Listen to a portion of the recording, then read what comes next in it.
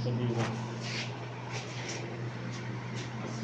আলাইকুম প্রিয় বন্ধুরা, মই কিন্তু আপনাদের জন্য একটি ভিডিও নিয়ে এসেছি। ভিডিওতে একটি হাদিসের কথা। যে সমস্ত লোক আত্মীয় ছিন্নকারী হাদিসে আছে, যারা আত্মীয় বন্ধন ছিন্ন করে এবং আত্মীয় স্বজনের খোঁজ খবর রাখে না, তাদের জন্য জাহান্নাম অবধারিত। তারা কখনো বেহেশতে প্রবেশ করতে পারবে না ততক্ষণ পর্যন্ত না আত্মীয় স্বজনের ছিন্ন বন্ধতা অটুট না রাখে।